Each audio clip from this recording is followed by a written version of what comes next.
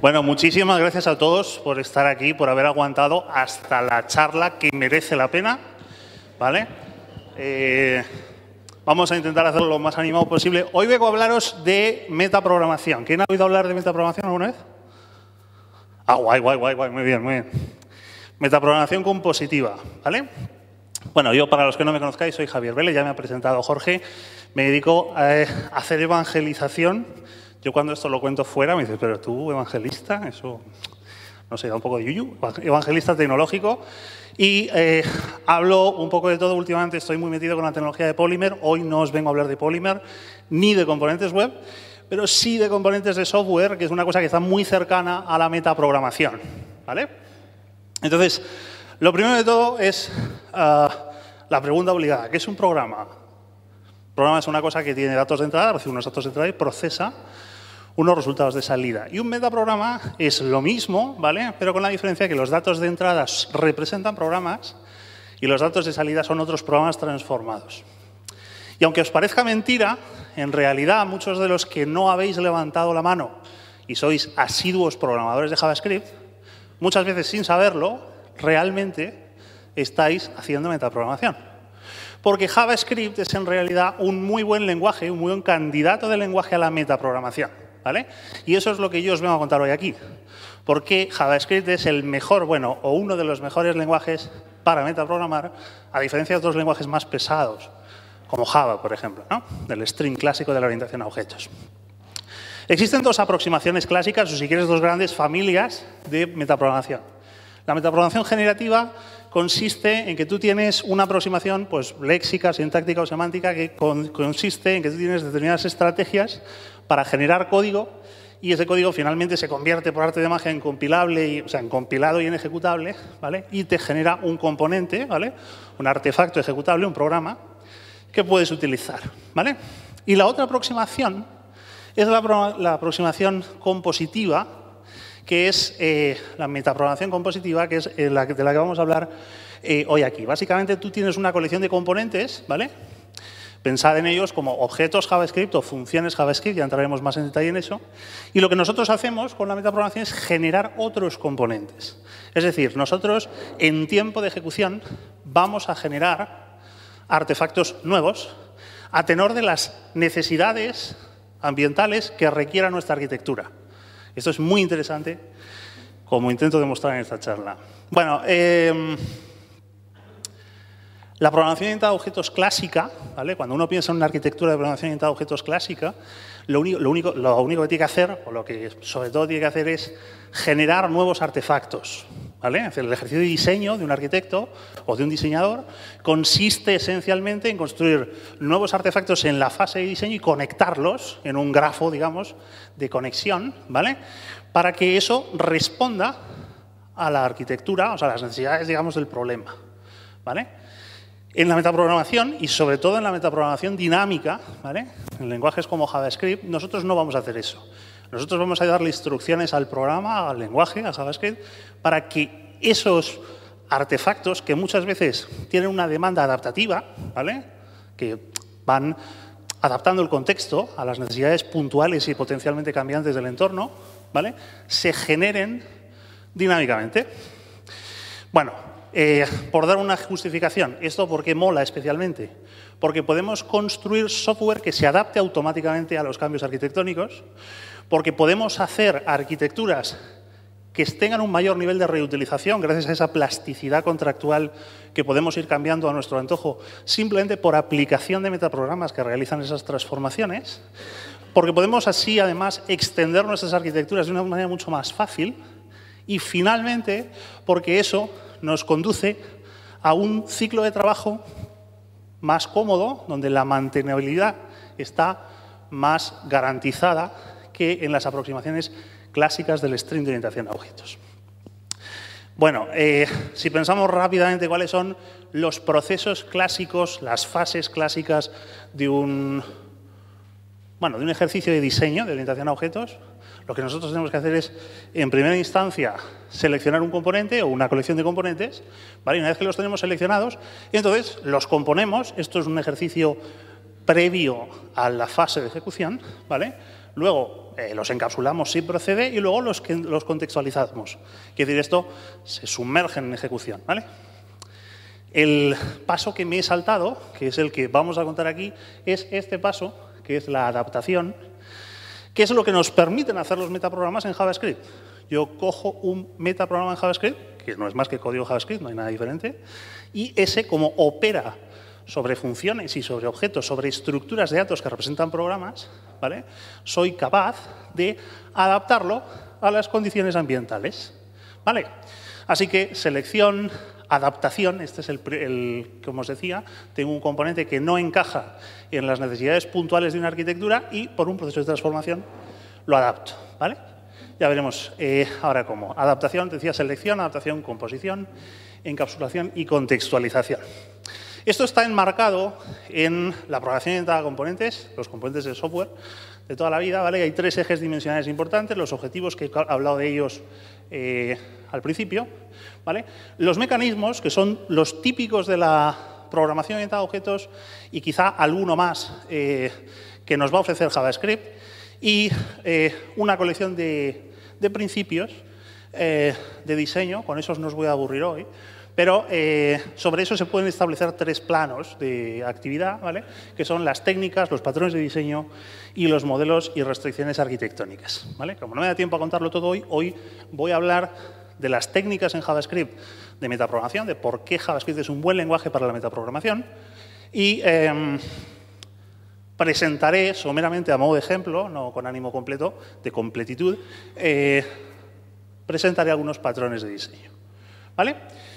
Entonces, ¿por qué JavaScript es un buen lenguaje de metaprogramación? Lo primero de todo porque en JavaScript, a diferencia de lo que ocurre en otros lenguajes, ¿vale?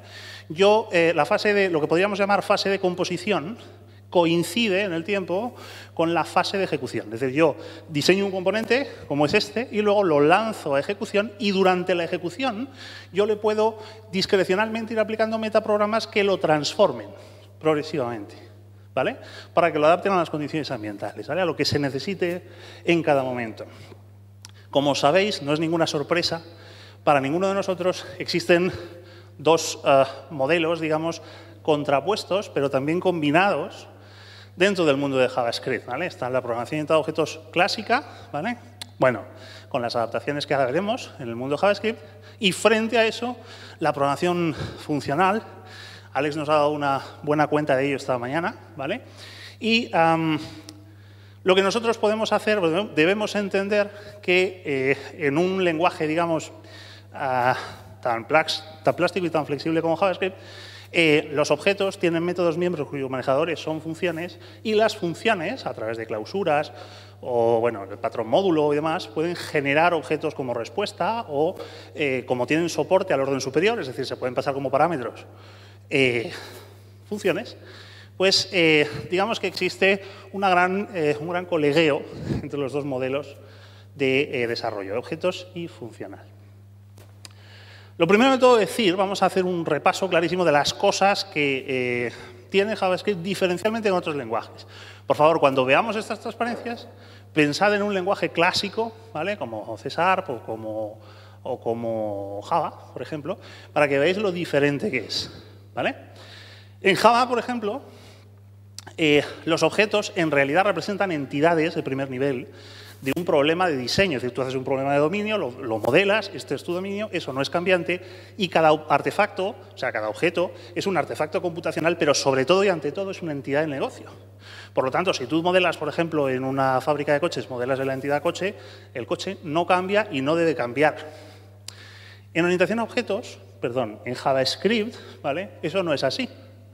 En JavaScript, los objetos, hay mucha gente que me riñe por esto, pero en JavaScript los objetos son en realidad contenedores de capacidades y de atributos. Y se pueden hacer operaciones con la mayor de las flexibilidades. No sé si lo sabéis y no sé si estáis acostumbrados a hacerlo, pero yo, por ejemplo, puedo robarle un método a un objeto y ejecutarlo en el contexto de mi propio objeto, ¿vale?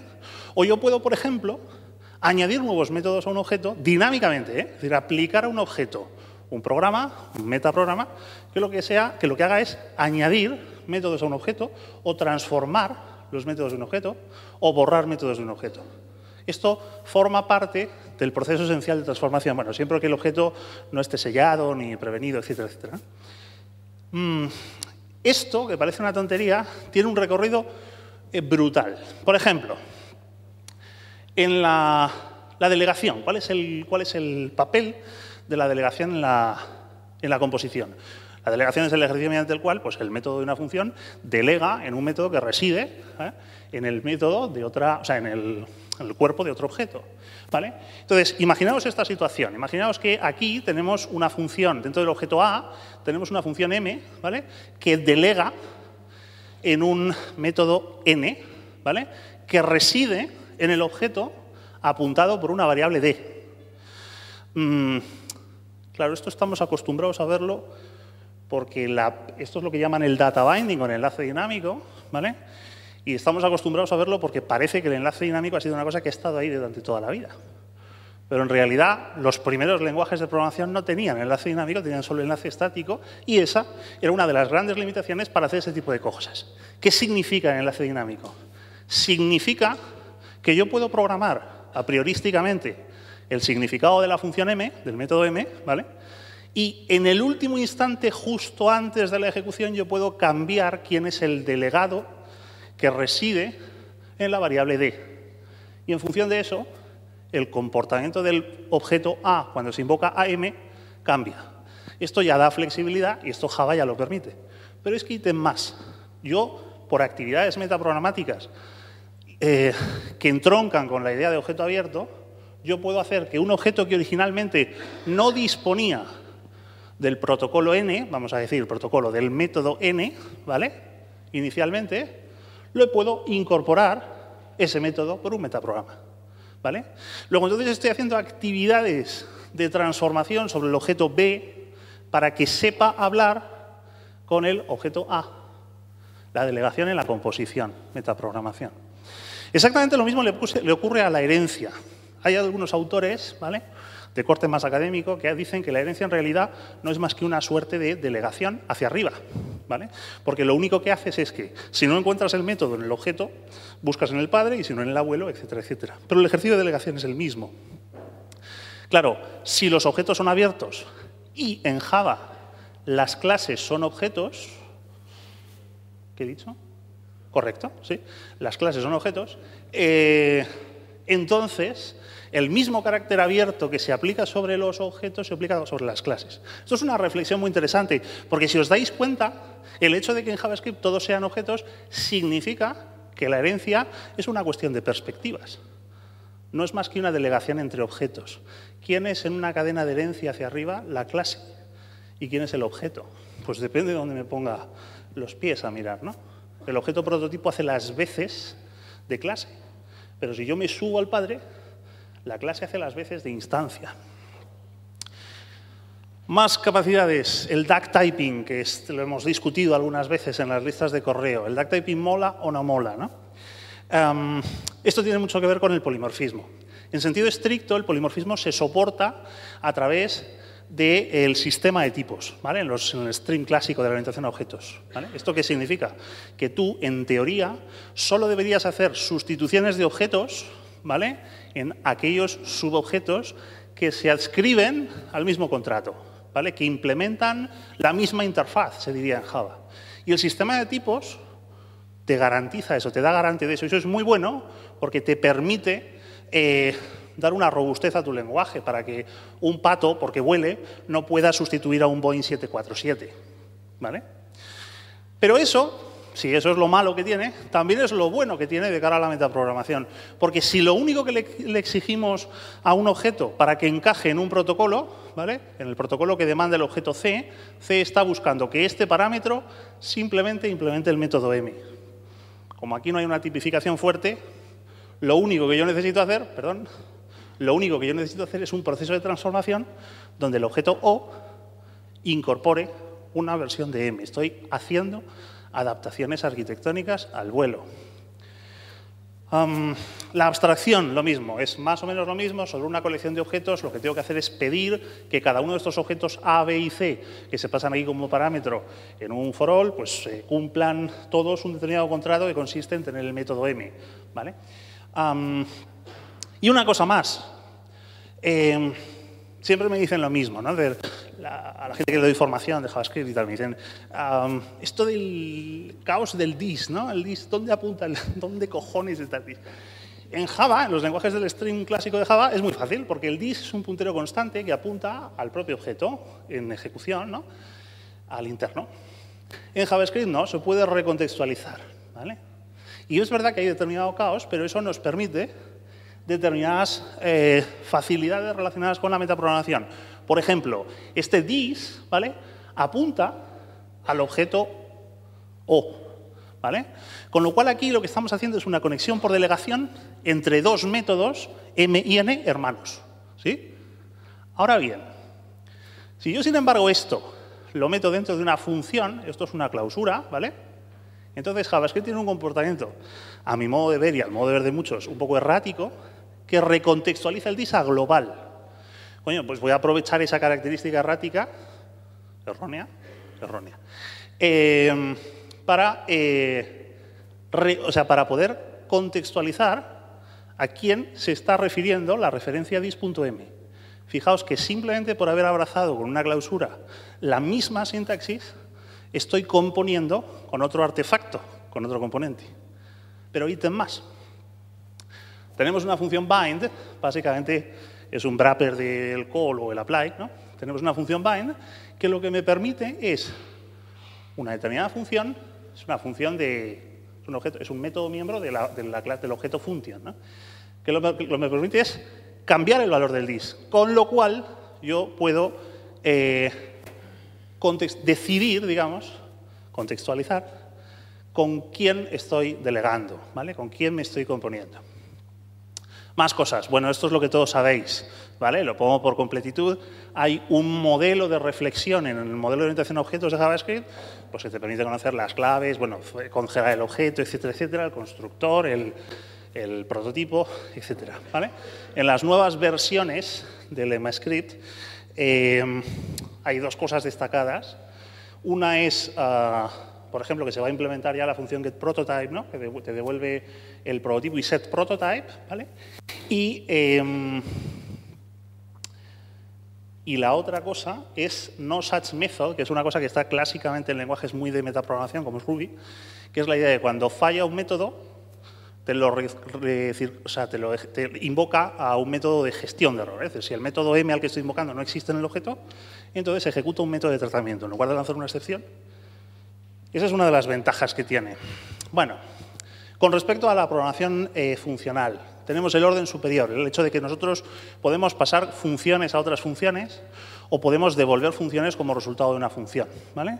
Y esto es muy potente porque nos va a permitir, este ejercicio de metaprogramación nos va a permitir, o sea, este ejercicio del orden superior es uno de los caballos de batalla que va a permitir construir funciones que sean en realidad metaprogramas porque reciban una función abstracta que modifican, ¿vale? Luego veremos algunos ejemplos concretos, ¿vale?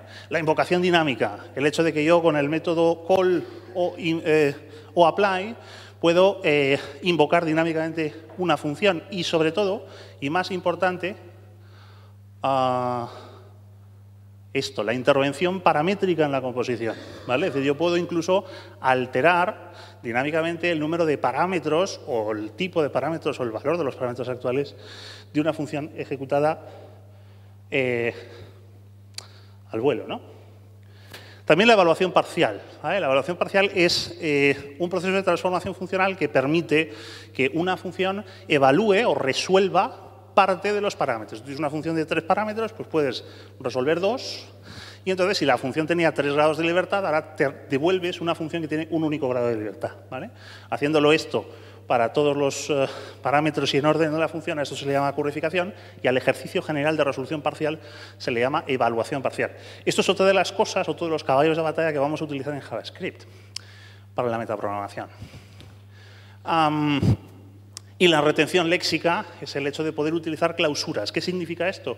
Que tú puedes, por ejemplo, construir una función que devuelva otra función y dentro de este código hacer referencia, aquí la variable debe estar haciendo referencia a este parámetro, incluso cuando esa función salga fuera del ámbito de la función. Sabemos que todo esto lo conocéis, o muchos de vosotros lo conocéis, pero lo estoy poniendo de manifiesto para que veáis que todas estas cosas que parecen triviales son los elementos fundamentales para decir que JavaScript es un lenguaje de metaprogramación, más incluso que de programación.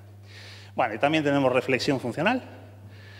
Vamos a las técnicas de metaprogramación. Básicamente, vamos a intentar idear una conceptualización que consiste en decir un metaprograma es un proceso de transformación. Cuando tú aplicas un metaprograma, lo que haces es una intervención puntual, ¿vale?, en un objeto para hacer una transformación.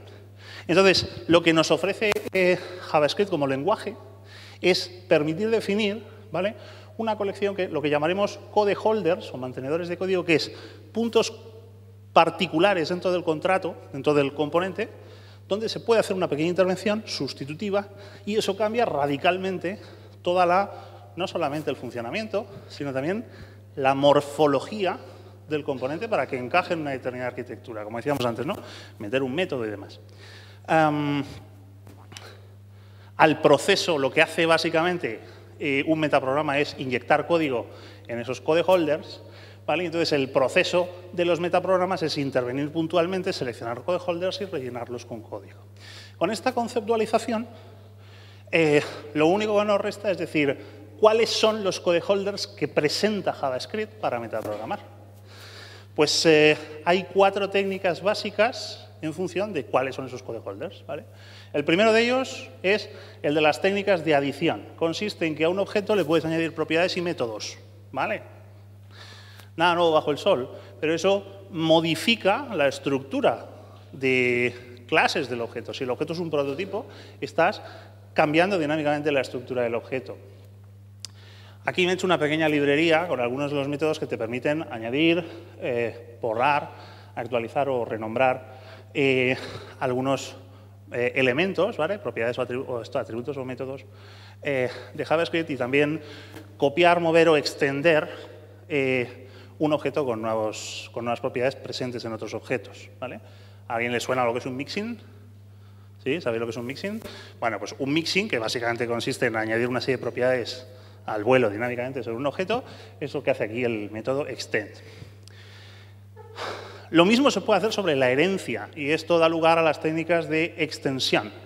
Esto tiene gracia porque si nosotros operamos idénticamente igual que con un objeto, pero con un objeto que representa un prototipo, que representa una clase, entonces puedo hacer muchos cambios porque los objetos dan factorizan el comportamiento de todos los objetos que son hijos de ese prototipo, ¿no?, que siguen ese prototipo. Y se puede cambiar el prototipo, borrar el prototipo o invertir incluso el orden, que a veces es útil, del prototipo y mover métodos arriba y abajo. No sé si os suenan los patrones de refactorización de Fowler, ¿sí?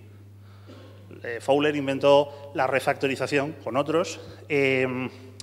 Básicamente es la idea del código vivo, muy cercano a la idea del lean programming, de la programación ágil, ¿no?, de que el código no hay que pensárselo mucho, sino que hay que empezar a desarrollar y luego el código va evolucionando a medida que evoluciona el proyecto, ¿vale? Que es falaz pensar que tú vas a saber desde el primer día cómo tienen que ser tus artefactos en la arquitectura, ¿vale? En JavaScript esto lo podemos hacer, pero incluso metaprogramáticamente lo podemos hacer al vuelo, en tiempo de ejecución. Los mejores, los más divertidos, son los métodos de intercesión, que consisten en que tú antes, durante o después de la llamada a un método, antes, durante o después de la llamada a un método, o antes y después del acceso para lectura o escritura a una propiedad, puedes inyectar código para que se ejecute, ¿vale? ¿Cómo hacemos eso? Pues bueno, esto es muy típico, son patrones típicos de la programación funcional, ¿vale? Tú puedes inyectar código en before, básicamente lo que hace esta función es incluir en este objeto, ¿vale?, en el objeto core, incluir una nueva función que lo que hace, como veis, es añadir, o sea, invocar dinámicamente a la función que aparece aquí referida en la extensión y después invocar a la otra función, ¿vale? Estoy haciendo una función que genera código y esa la sustituye por la función anterior.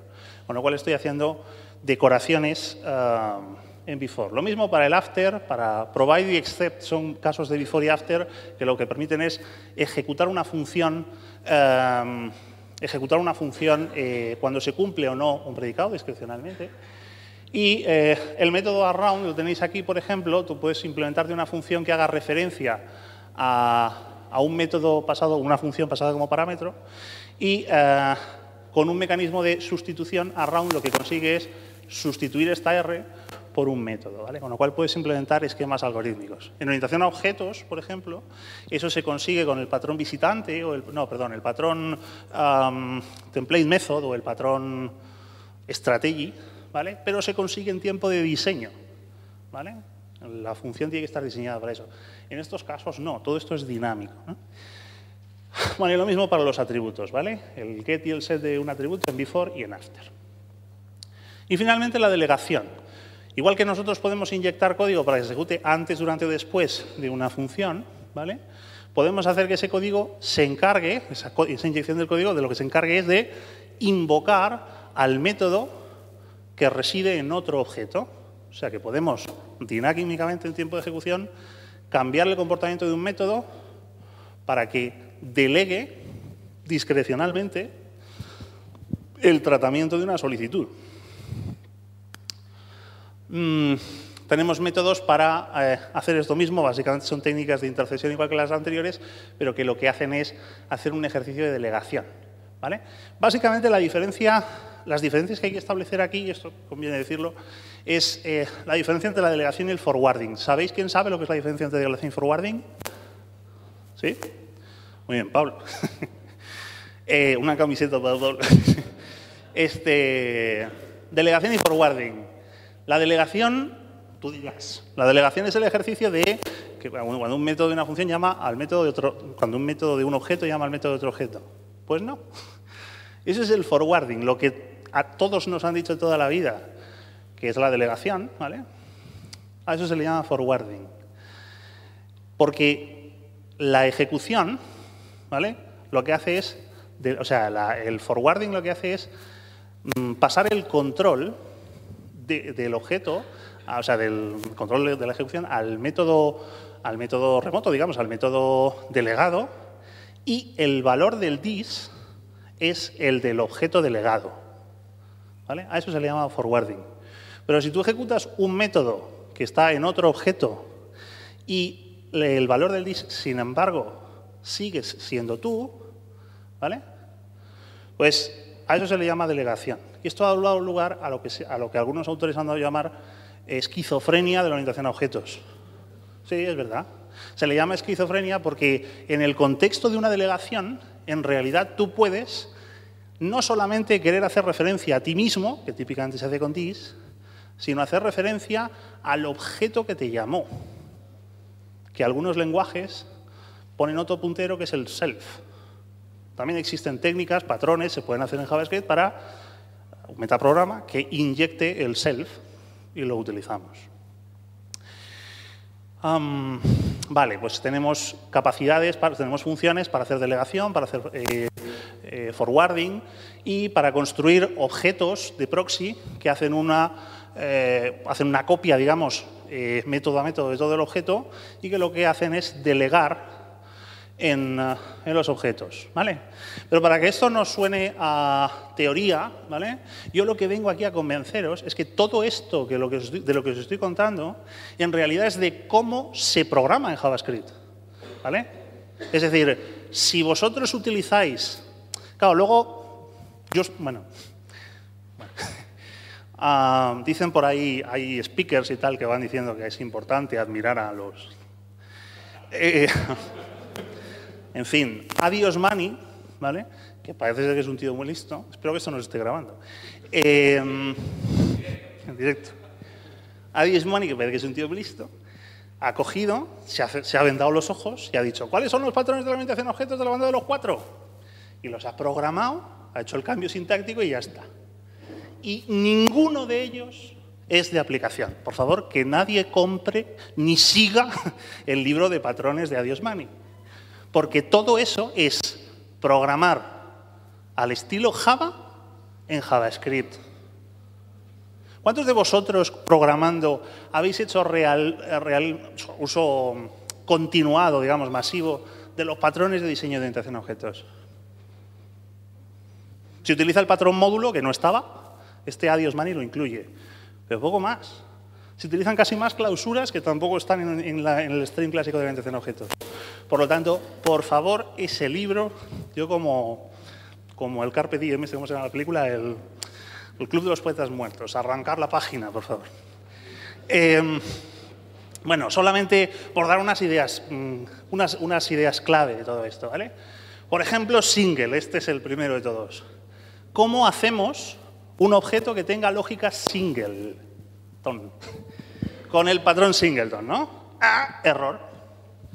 Lo que tenemos que hacer es utilizar un metaprograma que sea capaz de generar un objeto nuevo que delegue en el objeto original. Si siempre delegamos en el mismo, tendremos multitud de objetos, pero con lógica singleton.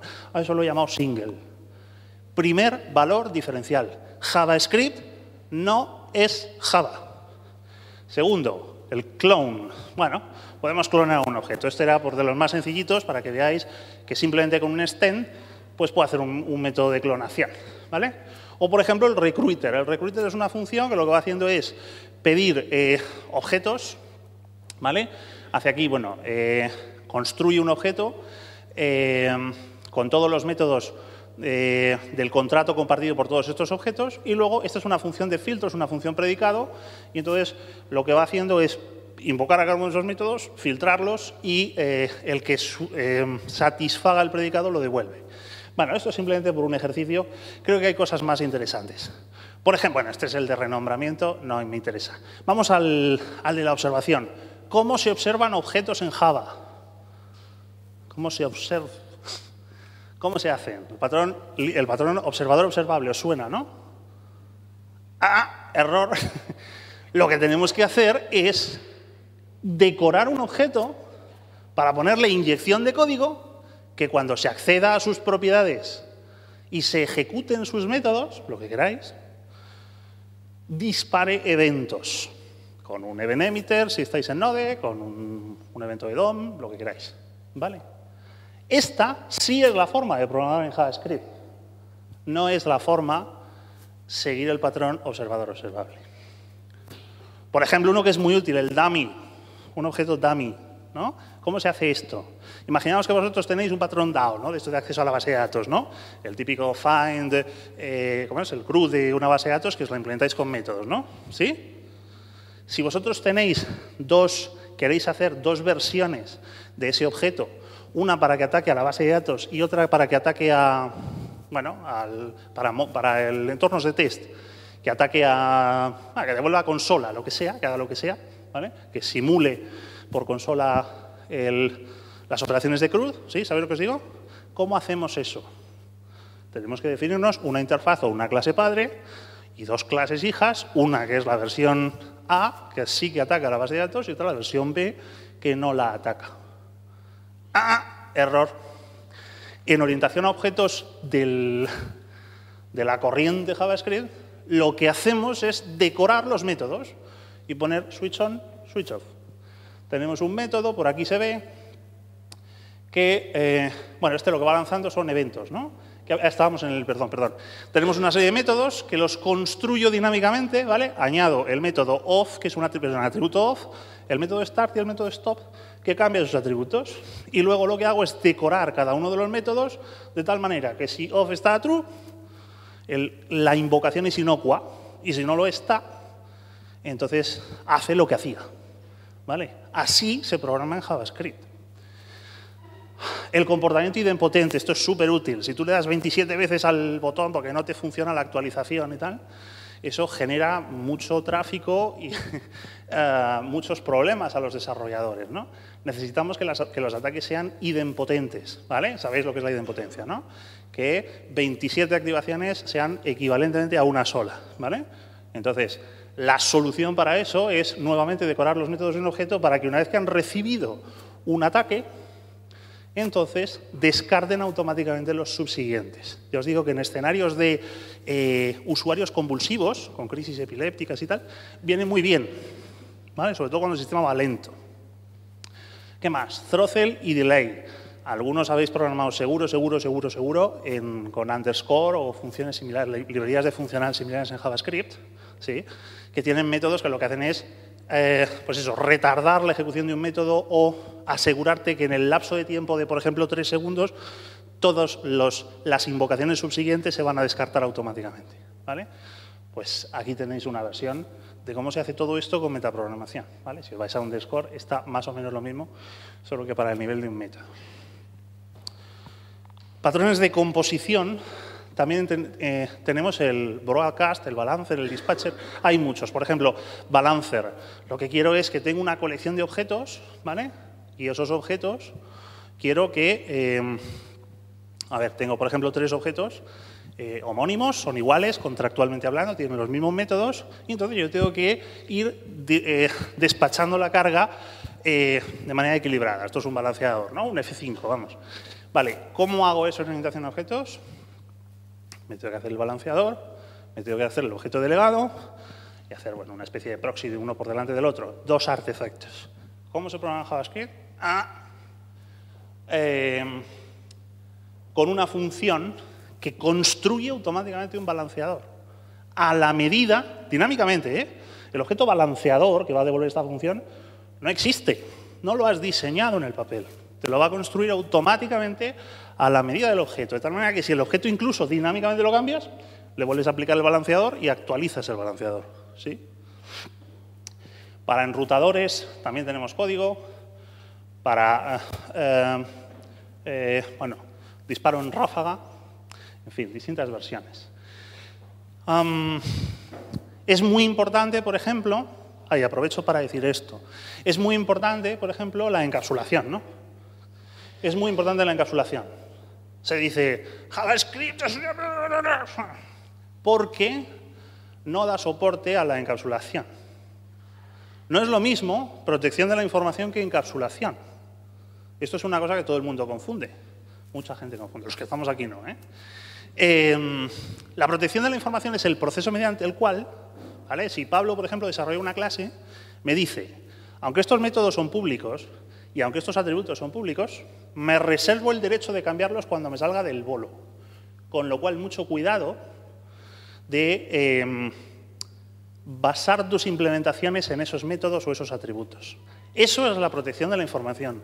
Un contrato verbal, ¿vale?, que se suele documentar, de lo que es asumible como público y no cambiante en versiones futuras. No tiene nada que ver ni con el public, ni con el private, ni con el protected, ni con... ¿vale? Lo que pasa es que Java viene a proporcionar esos 3 ambientes, ¿vale?, de protección, y se confunde lo que nos proporciona el compilador con lo que realmente es la protección de la información. Pero eso lo podemos hacer nosotros. Yo me puedo hacer por delegación un proxy que lo que haga sea invocar, exponga solo los métodos de un objeto y delegue, ¿vale?, se construya lo que se llaman métodos de proxy, delegue en cada uno de los métodos del objeto delegado que hay por detrás. De tal manera que yo, si recibo el método de proxy, construido dinámicamente, si construyo ese objeto dinámicamente y lo entrego al cliente, el cliente no puede transformar ni convertir el estado, porque el estado está por detrás. ¿Sí? ¿Vale? Tenéis aquí patrones, hide, proxify, prototify, no me da tiempo a entrar en ellos, ¿vale? Otro ejemplo. El ejemplo record, por ejemplo, hay un patrón, este es un patrón de Fowler, de Martin Fowler, que es el patrón de diseño, record lo llamo. Consiste en que cada objeto que es persistible en la base de datos debe tener un método load y sabe, ¿vale? También que lo invocas al principio y el load carga el estado y el sabe persiste a la base de datos de manera transparente. Es una manera de hacer de fachada, son objetos que hacen de fachada contra el backend, ¿vale? Es una puta basura, a mí me parece. Pero bueno, lo vamos a comentar, ¿vale? Es decir, que es una puta basura porque por la división de responsabilidades. Luego, si queréis, comentamos por qué. Pero en cualquier caso, esto también es una cosa que se puede inyectar dinámicamente. Conviérteme este objeto en un objeto con métodos sabe y load. Automáticamente. Automáticamente. Y si cambia el objeto, vuelvo a aplicar el metaprograma y ya está. Lo mismo, decorar las funciones de un método para que haga traza en consola o donde queráis. O incluso hacer que las funciones evalúen sobre la contextualización, es decir, cambiando el valor del dis, sobre la contextualización de distintos entornos. Cojo un objeto, lo contextualizo con el dis en el entorno de preproducción, en el de producción, en el de desarrollo y, no sé, en el de test, en el alfa, en el de beta, yo qué sé. Son objetos que se recontextualizan dinámicamente. La arquitectura tiene metaprogramas que saben transformarse en función de si tienes que hacer beta testing o alfa testing o lo que sea. ¿Vale? Así se programa en JavaScript. No tiene mucho que ver con las formas del stream clásico de Java, de la orientación a objetos. En fin, eso es lo que quería demostraros, que programar en JavaScript es muchas veces metaprogramar, que es mucho más flexible y robusto que todas las críticas esas que muchas veces hacemos en las listas de discusión, de esto es una mierda, no se pueden decir tacos, ¿no? Hasta las 8. Eso, ¿vale? Precisamente es lo que hace de las arquitecturas JavaScript mucho más flexibles. Y que hay que seguir la cultura y el estilo idiomático del lenguaje antes que ponerse a traducir, como hace nuestro amigo Adi, no me haré amigo suyo, como hace nuestro amigo Adi traduciendo el libro. En fin, esto es todo. Si tenéis dudas, preguntas, aclaraciones, ruegos y preguntas, ruego que no haya preguntas.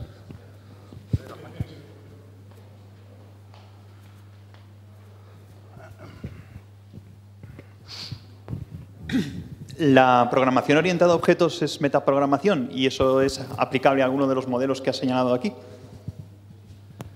La programación orientada a objetos es metaprogramación. Aspectos. Ah, aspectos. Aspectos, perdona. Ah, perdón. Digo, la pregunta. Pues te iba a responder, ¿eh? Pues la programación orientada a aspectos, de hecho, es uno de los modelos arquitectónicos que en otras charlas cuento de metaprogramación, efectivamente. No sé si lo conocéis, la metaprogramación orientada a aspectos, o la programación orientada a aspectos consiste en que tú identificas artefactos de reutilización. Es decir, el siguiente capítulo a todo esto que os he contado es, ¿puedo identificar artefactos reutilizables de verdad? Eso es que no me da tiempo a contarlo, pero reutilizables de verdad para que se apliquen transversalmente a todas mis arquitecturas.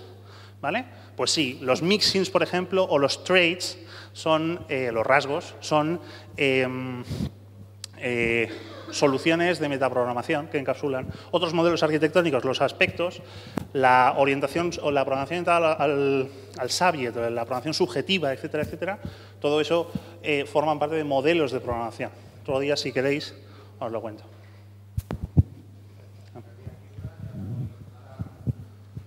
Yo, bueno, estoy bastante de acuerdo contigo en lo que dices de utilizar cada cosa para lo que es. Aquí. Sí, sí. Y está guay, y de hecho las cosas que cuentan me parecen muy interesantes. De hecho son dos preguntas. Uno, ¿dónde has colgado las transparencias? Y la otra, que es, todo esto está guay, pero esto es mantenible. O sea, tú te pones a trabajar en un proyecto así y toca código tu colega, luego otro, y luego llegas tú y lo ves. ¿Y no te explota la cabeza cuando haces todas estas cosas? A ver, es que hay una desfocalización. Bueno, que no sé qué has preguntado, que si voy a colgar las transparencias. Sí, las colgaré. Si me haces un follow, ¿sabes? Si no, no. Bueno, ¿vale? Pues aquí. Y se me olvidó. La otra pregunta era, perdón, a ver. Ah, si no te vuelves loco. Es que hay una desfocalización. O sea, en el stream clásico de la orientación a objetos, ¿qué es lo que pasa? Que tú, o sea, tus objetos son sagrados, tus abstracciones son sagradas, esas no las puede tocar. Y no las puede tocar el vecino. Y mira, no me lo toques, que ya lo he dejado clarito y tal. En la programación, en la metaprogramación, lo que es importante es generar una ecología de metaprogramas que transformen dinámicamente los objetos. ¿Vale? Es decir, lo que hay es un un cambio de foco, de atención, donde los metaprogramas es lo importante. Los objetos se van transformando, son entidades vivas como los datos. ¿Vale? Es decir, a mí que no me toquen el array 1, 2, 3, que no le pongan un 4, no tiene sentido. Pues en metaprogramación es lo mismo, que no le metan un método a este objeto, da igual, porque el objeto ya no es la entidad estática y erática de antes. ¿Vale? De hecho, la programación subjetiva viene a eso. La programación subjetiva es una cosa que no ha tenido mucho éxito, pero se lo inventó un tío de IBM que decía, tengo, por ejemplo, yo que sé, la última vez que trabajé en Iberia, por ejemplo, la última vez, me decían, ¿qué es un avión? ¿Todo el mundo tiene claro lo que es un avión? Pues los de Iberia no tienen ni idea, no se ponen de acuerdo en lo que es un avión. Para el tío de mantenimiento e ingeniería es una cosa, para el tío de ventas es otra, para el tío de comercial, de loyalty, etcétera, etcétera, todas las entidades tienen subjetividades, ¿vale? Con lo cual la metaprogramación te ayuda a hacer esas proyecciones subjetivas para cada uno de los departamentos, ¿vale? Un objeto en realidad no es tan identitario como nos hacen creer la orientación a objetos clásica. Si respondo a tu pregunta.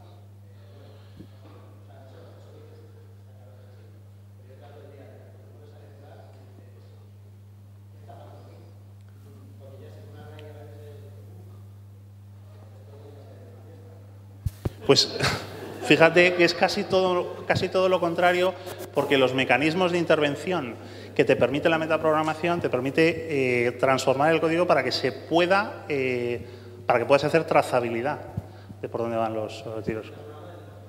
Sí, bueno, todos los metaprogramas que quieres hacer. No, en realidad no son metaprogramas, sino que son aplicaciones varias de varios metaprogramas al mismo componente. Dime. Vale. No, que tienes otra pregunta que digo que si luego queréis extenderos ahí un poquillo más que nada para que pueda preguntar más gente, ¿vale? Yo quería preguntar acerca de la relación, digamos, está claro, orientación a objetos, programación funcional, metaprogramación en realidad, de alguna manera puede combinar elementos tanto de la orientación a objetos como de la programación funcional, ¿sí? ¿Y dónde quedaría entonces la programación genérica o, por ejemplo, la programación de conceptos, que es, bueno, se ha hablado mucho en el mundo de C++, es decir, yo he utilizado traits en C++ y de alguna manera eso está muy próximo a la programación genérica. En C++ se utiliza, digamos, en el seno de la programación genérica. Entonces, lo que no me queda muy claro en este mapa, la metaprogramación en realidad es como... El mapa de paradigmas, ¿te refieres? Sí, exacto. A ver, porque, por ejemplo, perdona, en la programación genérica muchas veces no se dice que es un paradigma. Sí, bueno, de hecho yo lo conceptualizo como un modelo arquitectónico dentro de este. Ah, vale, eso es lo que me interesa. Porque te refieres al que se construye por templating y demás, ¿no? Sí. Vale, a ver... Clásicamente, pero esto casi es mucho histórico, clásicamente ha habido una gran escisión, ¿vale? Un cisma en el principio de los tiempos de aquellos que concebían el proceso de cómputo, o sea, el proceso de cómputo como un proceso de transformación de estado en un entorno, que es el paradigma imperativo o el stream imperativo, y aquellos que concebían la programación como un proceso declarativo. Y entonces le das directrices de declaración al programa y él los va transformando, ¿no? Alex nos ha hablado de eso esta mañana, ¿vale? Y eso sí que hay una gran divergencia, es decir, en el paradigma de programación funcional, por ejemplo, pues te encuentras la programación lógica, la programación con restricciones, la programación con cambios temporales, no sé cómo las llaman, ¿no? Y esos no casan, digamos, muy bien. Es verdad que luego los lenguajes como JavaScript o cualquiera los combina, pero desde un punto académico no tienen nada que ver. En el imperativo, digamos, después de la programación estructurada viene la orientación a objetos, ¿vale? Y sobre ella la orientación a componentes, que es la idea de hacer artefactos transversales que puedan sobrevivir al ámbito de un proyecto local, ¿vale? La diferencia desde un punto paradigmático es que cuando tú programas componentes estás contribuyendo a dominio, haces contribuciones a un dominio y no haces contribuciones a un proyecto, ¿vale? Haces la contribución a dominio y luego lo que haces es que el artefacto de dominio lo adaptas a tu proyecto puntual. Y ahí está todo ese elenco de modelos arquitectónicos que son aproximaciones desde un punto de vista sintáctico y semántico distintas, pero que giran en torno al concepto de componente. La programación genérica es una de ellas, ¿vale?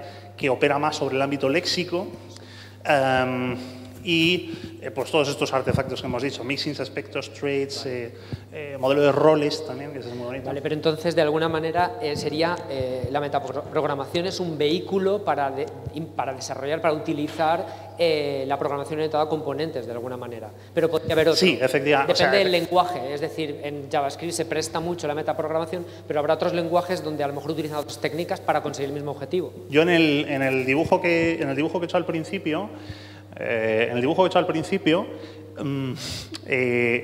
hago un poco el plano arquitectónico, el plano paradigmático, y corresponde al plano tecnológico, es decir, lo que yo os he contado son las técnicas, fundamentalmente. La metaprogramación está en este plano tecnológico, ¿vale? El plano arquitectónico sería la discusión de vamos a hacer mixins o templates o, bueno, programación genérica, etcétera, etcétera, ¿no? Y luego los patrones, que he hecho un bosquejo al final, ¿vale? Pues son los que enlazan ambas cosas, ¿no? Porque las restricciones arquitectónicas en el plano de las arquitecturas se encuentran con las técnicas y los mecanismos del lenguaje a través de distintos patrones de diseño. ¿Vale? Perfecto.